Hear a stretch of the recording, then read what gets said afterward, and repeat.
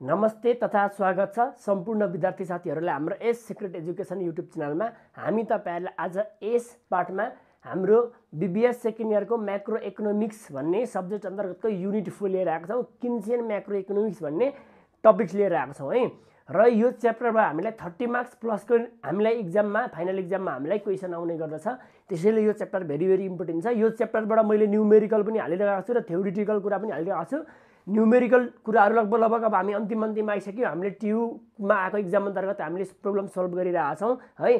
हामीले मोडल क्वेशनको नयाँ 2022 मा आएको नयाँ मोडल क्वेशन पनि सल्भ गरेर लगाइदिएको छौं। त्यो भिडियोहरु हेर्नु भएको छैन भने प्लेलिस्टमा गएर हेर्नु होला, समग्र भिडियोहरु छ। त्यसैगरी हाम्रो यसबाट थ्योरी पनि आइरहेको छ, हेर्नु होला। हामीले अगाडि पार्ट च्याप्टर 1 देखि नै थ्योरिटिकल कुराहरु पनि लागिरहेको छौं। ठीक छ। यस पार्टमा चाहिँ म तपाईलाई 2074 मा ट्युको फाइनल एक्जाममा आएको म क्वेशन तपाईलाई सल्भ गरेर देखाउने छु। क्वेशन हेर्नुस्। Complete the following table and answer the given question भनेको छ। Complete the following table भनेको छ, answer the given question भनेको छ। यो इन्कम र कन्जम्पसन भनेर यो दुईटा दिएको छ अनि बाँकी भएको 1 2 3 4 5 वटा कोठा हामीलाई खाली दिएको छ है। यो 10 मार्कमा सोधेको क्वेशन है, ध्यान दिनुस्। ठ्याक्कै फेरि यसबाट सोध्ने क्वेशनहरु नै यस्तै नै हो। मैले 2077 देखि नै मैले क्रमशः क्वेशन सल्भ गर्दै हाल्दैछु। प्रत्येक क्वेशन फरक छ, ध्यान दिनु होला। लगभग अब हामीले यो पछाडी 1 2 वटा कुरा गरियो भने लगभग हाम्रो सकिन्छ, किनभने बुकमा भएको सिलेबसमा भएको कुराहरु धेरै सकिन्छ। अनि हामीलाई त्यो टेबल भन्दा मुनि के भनेको छ भने derive the consumption and saving कर। कन्जम्पसन र सेभिङ कर डिराइभ गर्नु अरे अकर्डिङ टु दिस शेड्युल। यो शेड्युल तालिका अनुसार कन्जम्पसन र सेभिङ कर पनि हामीले बनाउनु अरे। ठीक छ। यो दुईटा कुरा सोधेको छ, एउटा कम्प्लिट टेबल अनि कन्जम्पसन र सेभिङ कर बनाउनु भनेको छ। पहिला हामीले यो टेबल कम्प्लिट गरौँ है। ल हेर्नुस्, टेबल कम्प्लिट गर्नको लागि हाम्रो इन्कम जुन इन्कम दिएको छ सोलुसन लेख्दिनुस् अनि कम्प्लिट द गिवन टेबल भनिदिनुस्। यो आई न एलआई सरी इन्कम भनेको हाम्रो वाई हो, कन्जम्पसन भनेको सी हो, सेभिङ भनेको यास इज इक्वल टु सेभिङ भनेको वाई माइनस सी। भनेपछि जति आम्दानी छ त्यसमा खर्च गरेर बचेको चाहिँ बचत हुन्छ, सेभिङ हुन्छ। भनेपछि इन्कममा कन्जम्पसन खर्च घटाए पछाडि बाँकी भएको बचत आउँछ। ठीक छ। 100 मा 150 घटाउँदाखेरि योमा यो घटाउने हो, -50 हुन्छ। आम्दानी 100 मात्रै थियो तर खर्च 150 गर्यो, बचत माइनसमा छ, नेगेटिभमा छ। 200 घटाउँदाखेरि 0, 300 र 250 50, 400 र 300 100, 500 र 350 150, 600 र 400 200 सेभिङ आयो यो। ठीक छ। अब एपीसी निकाल्ने। एपीसी को फुल फर्म भनेको एभरेज प्रोपेन्सिटी अफ कन्ज्युम, उपभोगको औसत प्रवृत्ति भन्छ यसलाई। यो भनेको हाम्रो के हो भन्दाखेरि हाम्रो उपभोग कन्जम्पसन र इन्कमको रेशियो हो यो है। कन्जम्पसनको कति पर्सेन्ट कन्जम्पसनको के अरे इन्कमको कति पर्सेन्ट कन्जम्पसन भएको रहेछ भनेर हामी यहाँ निकाल्छौँ। यहाँ इक्वल टु हाम्रो सी डिभाइड बाई वाई गरेर निकाल्ने है। Consumption divide by Y income गरेर निकाल्ने हो। अब सी डिभाइड बाई वाई गरिदिनुहोस् त। यहाँ भनेको सी भनेको 150 divide by Y 100, 150 divide by 100 गरेर निकालिदिनुहोस् है।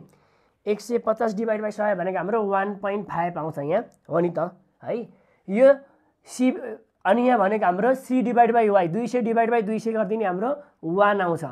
यहाँ भनेको सी डिभाइड बाई वाई यही अनुसारले गर्दै लाने। सी भनेको 250 डिभाइड बाई 300 गरिदिनुहोस् त। 250 डिभाइड बाई 300 गर्दाखेरि हाम्रो कति आउँछ तपाईको 0.83 आयो। यो भनेको 0.83 आयो। यहाँ भनेको C divide by 300 divide by 400 गरिदिनुहोस् त। हाम्रो 300 डिभाइड बाई 400 गर्दाखेरि हाम्रो 0.75 आयो। यो भनेको 350 डिभाइड बाई 500, 350 डिभाइड बाई 500 गर्दाखेरि हाम्रो यो आयो 0.70 र यो आउँछ हाम्रो 400 डिभाइड बाई 600, 400 डिभाइड बाई 600 गर्दाखेरि हाम्रो 0.67 आयो। ठीक छ। ल एपीसी यति आयो भनेपछि इन्कमको यति भाग चाहिँ हाम्रो त्यति पर्सेन्ट चाहिँ हाम्रो खर्च गर्दो रहेछ। यहाँ भनेको हाम्रो बढी खर्च गरे, इन्कम भन्दा बढी खर्च गरे, यहाँ इन्कम जति नै खर्च गरे। यहाँ भनेको 83%, 75%, 70%, 67% खर्च गरे। यो भनेको 150%, यो भनेको 100% नै खर्च गर्यो भन्न खोजेको। अब एमपीसी भनेको मार्जिनल प्रोपेन्सिटी अफ कन्ज्युम, उपभोगको सीमान्त प्रवृत्ति भन्छ यसलाई। एमपीसी को हाम्रो फर्मुला भनेको हाम्रो delta consumption divide by delta income है। सरी डेल्टा वाई है। यो उपभोगमा आएको चेन्ज डिभाइड बाई हाम्रो लगानी के अरे इन्कममा आएको चेन्ज गरिदिने हाम्रो एमपीसी आउँछ।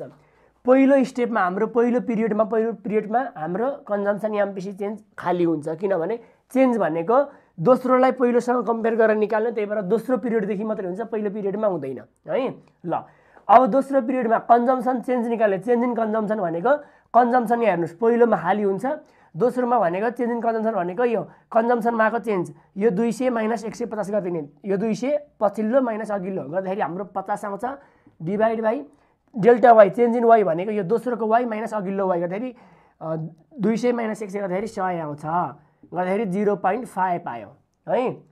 अब यहाँ अब तेस्रो लाइनमा जाउँ। तेस्रोमा अब change in consumption, delta consumption भनेको यो कन्जम्सनको यो माइनस, हामी थर्डमा गर्दैछौँ भने थर्डको माइनस सेकेन्डको गरिदिने, 250 माइनस 200 गर्दाखेरि हाम्रो 50 आउँछ डिभाइड बाई, अनि यहाँ इन्कमको चेन्ज गरेर, इन्कमको चेन्ज भनेको यहाँ तेस्रोमा भनेको 300 माइनस 200 गरिदिने 100 आउँछ, गर्दाखेरि 0.5 नै आयो। क्रमशः गर्नुहोस्, यसमा यो गरिदिनुहोस्, यसमा पनि डिभाइड बाई डिफ्रेन्ट 50 नै आउँछ, अनि यसको पनि डिफ्रेन्ट 100 नै आउँछ।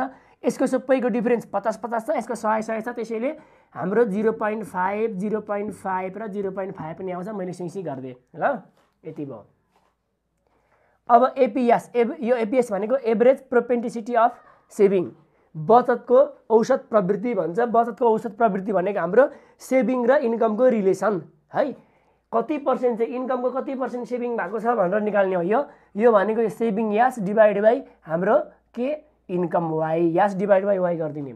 यास डिभाइड बाई वाई गर्दाखेरि हाम्रो यहाँ पहिलोमा यास भनेको -50 छ, -50 डिभाइड बाई वाई भनेको 100 छ, यहाँ पहिलोमा वाई भनेको 100 छ, त्यसै गरी गर्दाखेरि माइनस 0.5 आयो, माइनसमा 0.5 है।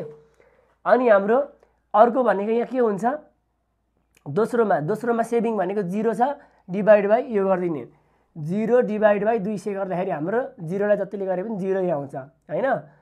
अनि तेस्रोमा हाम्रो saving 50 divide by 300, 50 divide by 300 गर्दाखेरि हाम्रो कति आउँछ 0.17 आउँछ यो है। अनि यहाँ अर्कोमा हाम्रो सेभिङ 100 छ, 100 डिभाइड बाई यो 100 छ डिभाइड बाई 400 गरिदिने हाम्रो 0.25 आउँछ हैन। अनि तेस्रोमा यहाँ भनेको हाम्रो सेभिङ 150 डिभाइड बाई 500 गरिदिनुस् त, हाम्रो कति आउँछ 0.30 आउँछ। र अनि यहाँ अर्को 200 डिभाइड बाई 600 गरिदिनुस् 0.33 आउँछ, ठिक छ। यो कसरी पनि आउन सक्छ भने नि, जस्तै एपिएस अर्को फर्मुला, यो यास डिभाइड बाई वाई पनि भयो, अर्को फर्मुला एपिएस भनेको 1 माइनस एपिसी हो। 1 मा एपिसी घटाउँदा एपिएस आउँछ। जस्तै यो 1 मा एपिसी भनेको यहाँ -1.5 गरिदिनुस्, 0.5 आयो। 1 माइनस 1 गर्दा 0, 1 माइनस 0.83 गर्दाखेरि 0.17, 1 माइनस 0.75 गर्दाखेरि 0.25, यसो गर्दा पनि आउँछ ल, भइहाल्यो। अब अर्को एमपिएस निकाल्ने, एमपिएस भनेको डेल्टा या सेभिङमा आएको चेन्ज डिभाइड बाई हाम्रो इन्कममा आएको change, saving change divide by income change, marginal propensity of saving. अब पहिलोमा पनि मार्जिनल निकाल्ने बित्तिकै पहिलो पिरियड खाली हुन्छ। अब दोस्रोमा हेर्नुहोस्, हाम्रो एमपिएस दोस्रोमा निकाल्दाखेरि कति छ, यहाँ सेभिङमा आएको चेन्ज 0 र -50 गर्दाखेरि हाम्रो कति आउँछ 0 माइनस -50 गर्दाखेरि हाम्रो 50 आउँछ। यो प्लसमा आउँछ नि, ख्याल गर्नुहोस्, 0 माइनस गरिदिनुहोस् अनि -50 गर्दाखेरि माइनस प्लस भएर यो यसको डिफ्रेन्ट 50 आयो। सेभिङको चेन्ज भनेको डेल्टा भनेको चेन्ज, सेभिङको चेन्ज भनेको 50, यो र यो अघिल्लोसँग गर्ने डिभाइड बाई इन्कमको चेन्ज, इन्कम भनेको 200 मा डिभाइड बाई 200 माइनस 100, यसको इन्कमको चेन्ज भनेको यो 200 माइनस 100 गरिदिनु 100 आउँछ, यसको डिफ्रेन्ट 100 गरेर 0.50 आयो हैन, 0.5 मात्रै गर्दा पनि भइहाल्यो।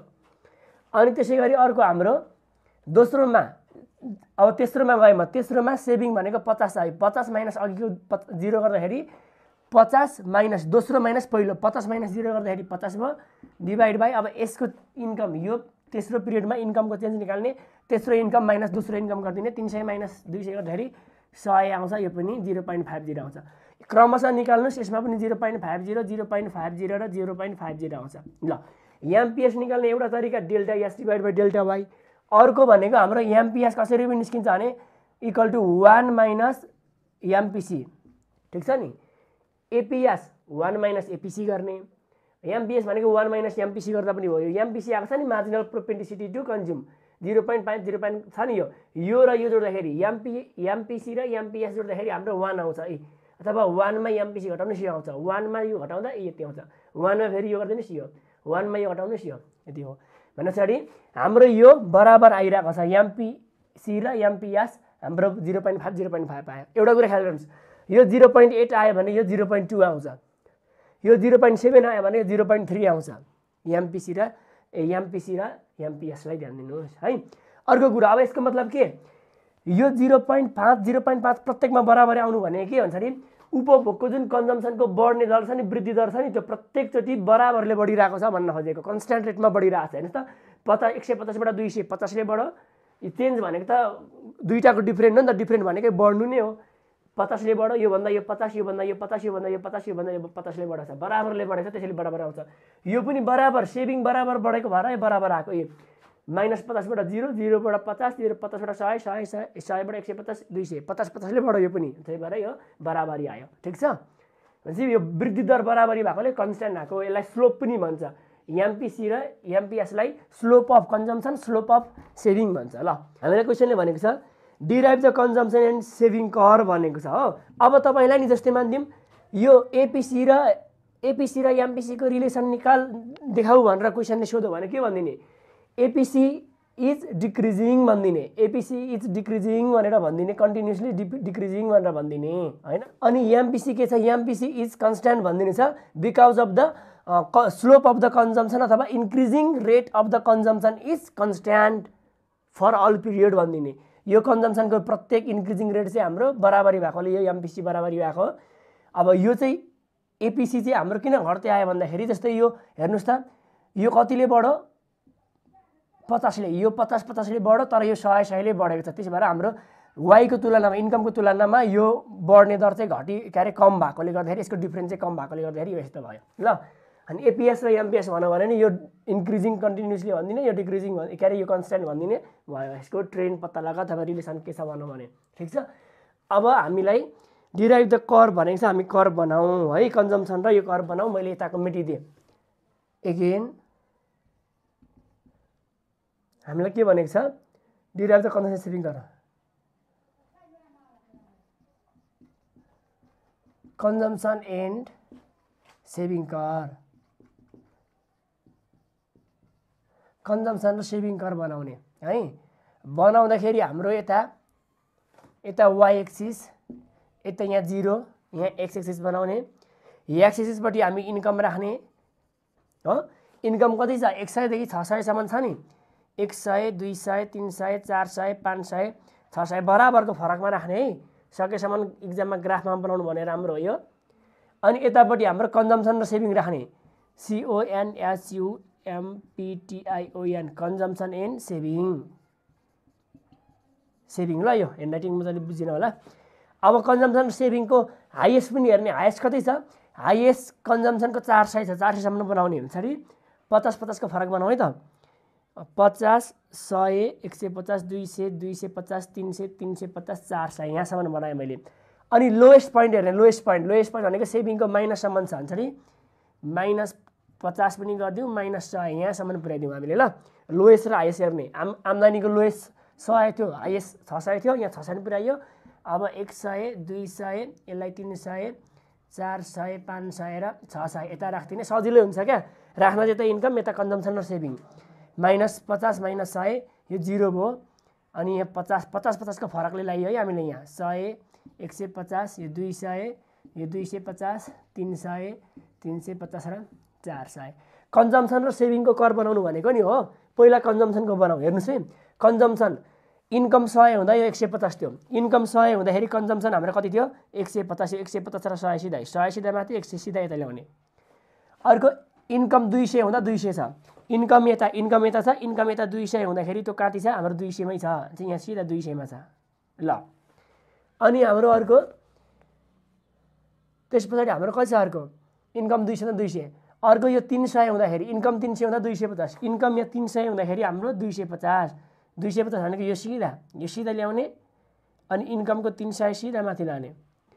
अर्को इन्कम 400 हुँदाखेरि 300 छ कन्जम्सन, इन्कमको यता 400 हेर्ने, अनि यताको कन्जम्सनको 300 हेर्ने, 300 सिधा यहाँ, अनि यो 400 सिधा माथि लगाएर टक्क टिक लाउने है।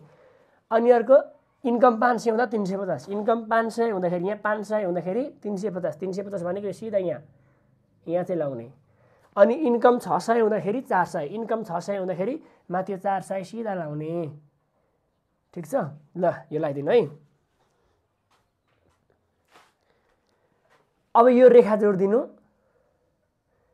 जोडिदिनु तपाईँले ग्राफबाट बनाउनु तर यो रेखा यस्तो कन्स्ट्यान्ट आउँछ है मेरो जस्तै बाङ्गोटिङ आउँदैन कन्स्ट्यान्ट आउँछ नि सी किन कन्स्ट्यान्ट आउँछ यो सबैको कन्जम्सन बढ्ने दर बराबर छ त्यही भएर कन्स्ट्यान्ट आउँछ ल यति भयो अब हाम्रो सेभिङ कर्भ पनि बनाउने सेभिङ इन्कम 100 हुँदा अब कर्भ बनाउँदा त थाहा छ नि यताको र यताको कम्पेयर गरेर बनाउनु पर्छ यो हाम्रो यतापट्टिको यो जुन साइड छ नि हाम्रो होरिजेन्टल र यता भर्टिकलपट्टिको हाम्रो कम्पेयर गरेर बनाउने अब हाम्रो इन्कम यता रहेछ सेभिङ पनि यता छ अब सेभिङ हेर्ने सेभिङ -50 यो सिधा -50 कहाँ छ हेर्ने -50 भनेको यहाँ छ है यहाँ छ -50 यो -50 हुँदाखेरि हाम्रो इन्कम कति थियो 100 जरी इन्कम 100 हुँदाखेरि यो -50 रे जान्छ 100 र -50 को बीचमा यहाँ ल्याउने यहाँ हैन यहाँ है इन्कमको 100 सिधा अनि यता सेभिङको -50 सिधा यहाँ ठीक छ अनि 200 हुँदाखेरि 0 यहाँ इन्कम 200 हुँदाखेरि सेभिङ भनेको यो कर्भ यो 0 मा छ है 200 हुँदाखेरि 0 अनि इन्कम 300 हुँदा 50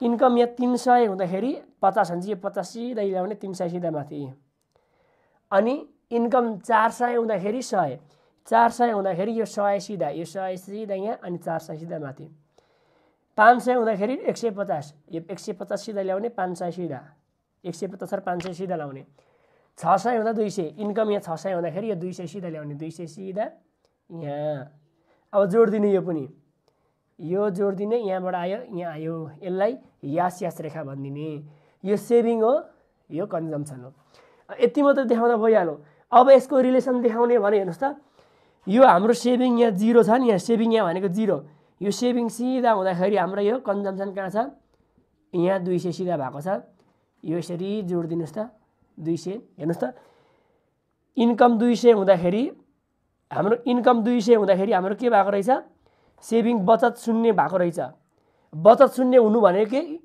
अब जस्तै हाम्रो बचत भनेको सेभिङ भनेको y - या छ नि y - c हो नि अब सेभिङ नै 0 सेभिङ 0 हुनु भनेको के हो यो भनेको y = c y र c बराबरी भयो भने नि सेभिङ 0 हुन्छ भने हेर्नुस् त यहाँ सेभिङ 0 हुँदाखेरि इन्कम पनि 200 छ सिधा कन्जम्सन पनि 200 छ ल हेर्नुस् यहाँ सेभिङ 0 हुँदा इन्कम 200 कन्जम्सन 200 बराबरी हुँदाखेरि हेर्नुस् त आम्दानी र खर्च बराबरी भयो भने हाम्रो बचत 0 हुँदो रहेछ अब यहाँदेखि यताको भाग यहाँदेखि यता पछाडिको भाग भनेको यसको डिसेभिङ हो यहाँदेखि यता यति भाग भनेको हाम्रो सेभिङ हो यिनीहरू भाग भनेको बचतको सेभिङ हो यास भनेको सेभिङ कर्भ हो ल यता सेभिङ कर्भ हो अरु हाम्रो यहाँ केही पनि देखाउनु पर्दैन यता डिसेभिङ यता सेभिङ भनिदिनुस् यो पनि हाम्रो कर्भ सकियो अब त तपाईले यसलाई एक्सप्लेन गरिदिनुहुन्छ भने y एक्सिसमा कन्जम्सन र सेभिङ राखिएको छ x एक्सिसमा इन्कम राखिएको छ र हाम्रो के भएको छ हाम्रो कन्स्ट्यान्ट रेट यो बढ्दो रेट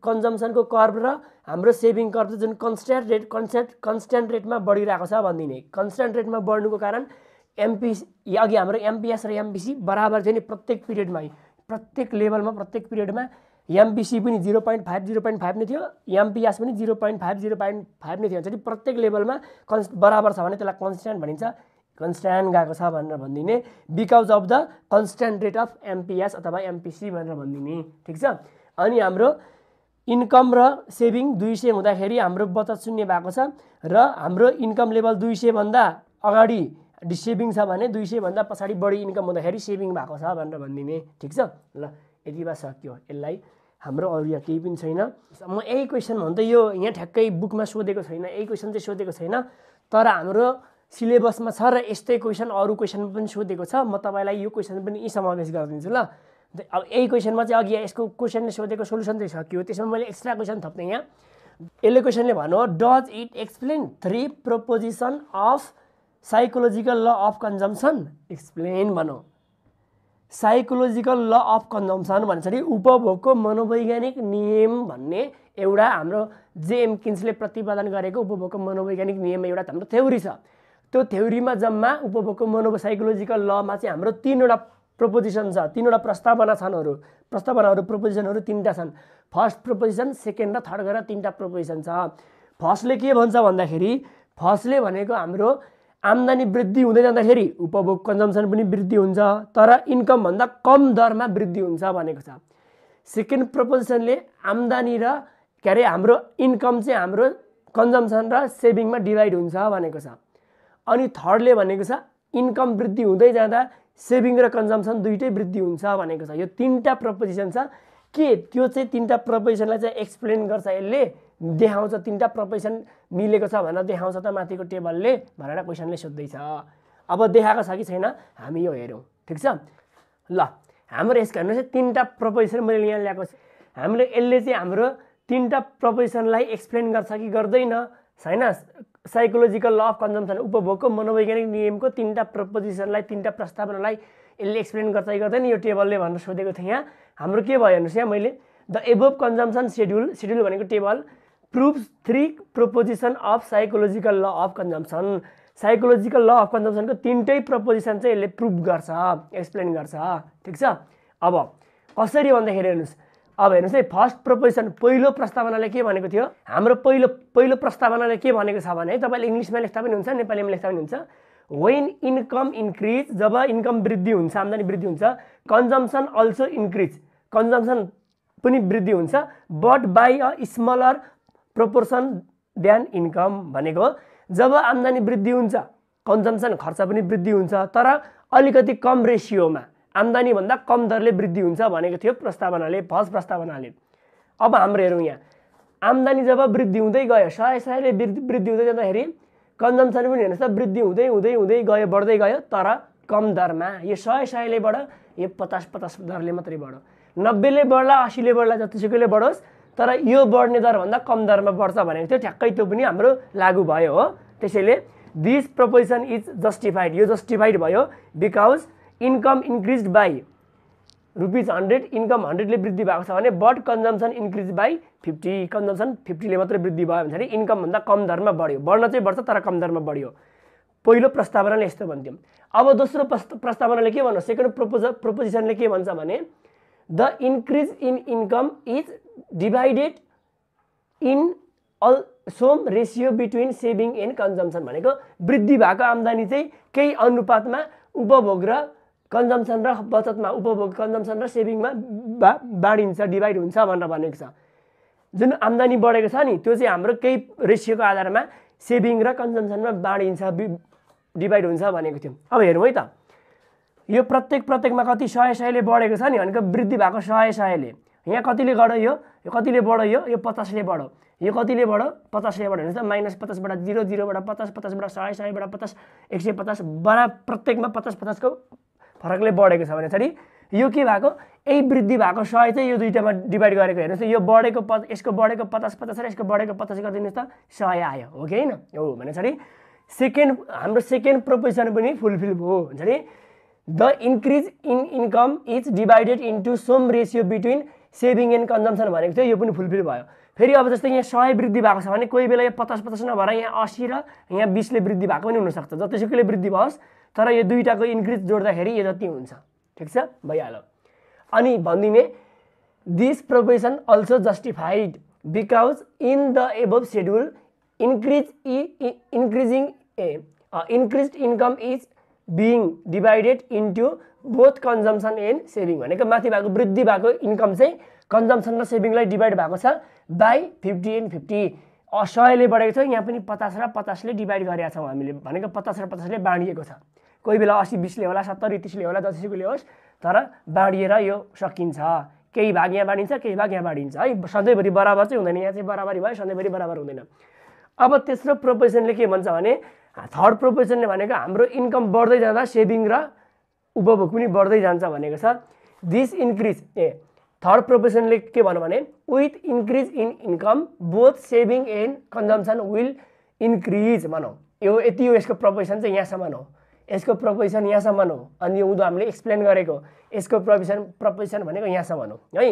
यसले के भन्यो with the increase in income वृद्धि हुँदाखेरि both saving and consumption will increase, saving र कन्जम्सन दुइटै बढ्छ अरे। यो भयो कि भएन हेर्नुहोस् त, यो 100ले बढ्दै जाँदा यो पनि 50ले बढ्दै गयो, यो पनि 50ले बढ्दै गयो, बढ्दै जाँदा दुइटै बढ्दै गयो जाने यो पनि फुलफिल भयो भनिदिने। अब this also justified by above schedule consumption schedule because with increase in income both saving and consumption are increasing भनिदिने। यो इन्क्रिज हुँदा दुइटै, यो इन्क्रिज हुँदा दुइटै इन्क्रिजिङमा छ, सक्यो। यति भयो। यस्तो खाले क्वेसन सोध्यो भने तपाईँ गर्नुहोस् ल। यो साइकोलोजिकल ल अफ कन्जम्सन भन्छ, यसको हामी थ्योरी पनि ल्याउँला, इम्पोर्टेन्ट पनि हुन्छ यो एक्जामको लागि।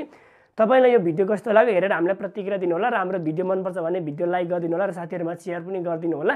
हाम्रो इकोनोमिक्सको त्यसैगरी एकाउन्ट र फाइनान्सको सम्पूर्ण लगभग भिडियोहरु हामी आइरहेका छन्।